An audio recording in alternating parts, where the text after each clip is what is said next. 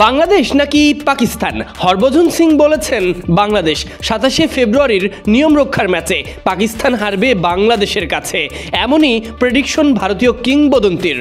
ICC champions trophy থেকে বিদায় নিশ্চিত হয়েছে বাংলাদেশ ও পাকিস্তান দুই দলেরই।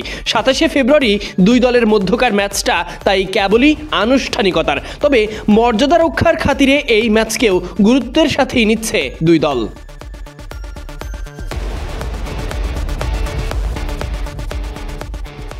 তবে ব্যর্থতার বৃত্তে বন্দি থাকা পাকিস্তান এখানেও হারবে, ম্যাচে শেষ হাসি বাংলাদেশি হাসবে, এমনটাই মনে করেন ভারতের সাবেক স্পিনার হরভজন সিং।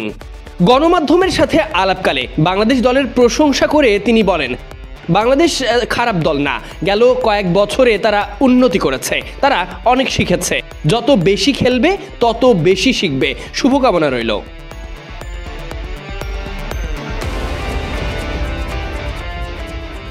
বাংলাদেশকে লড়াকু দল হিসেবে আখ্যায়িত করে হরভজনের বিশ্বাস পাকিস্তানকে হারাতে পারবে টাইগাররা। তিনি বলেন, আমার মনে হয় বাংলাদেশ দল পাকিস্তানকে হারিয়ে দেবে। বাংলাদেশ আর ওই দল নেই যাদের বিপক্ষে যে কোনো দল সহজে জিতে যাবে। এই বাংলাদেশ দল লড়াকু।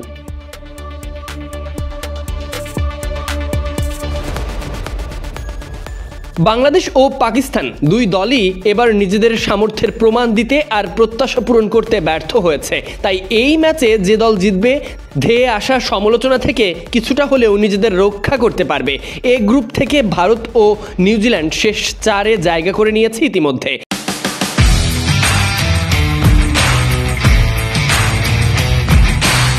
পাকিস্তান বাংলাদেশ ম্যাচে বিজয়ী দল চ্যাম্পিয়ন্স ট্রফি শেষ করবে গ্রুপের 3য় স্থানে থেকে, আর হেরে যাওয়া দল ঠাঁই নেবে পয়েন্ট টেবিলের তলানিতে।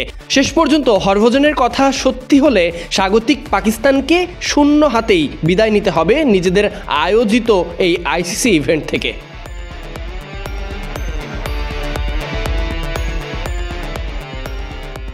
বাংলাদেশকে অবশ্য জিততে হলে শুধু পাকিস্তানের 11 জন ক্রিকেটারের সাথেই নয়, লড়তে হবে রাওয়ালপিন্ডির গ্যালারি ঠাসা দর্শকদের বিপক্ষেও।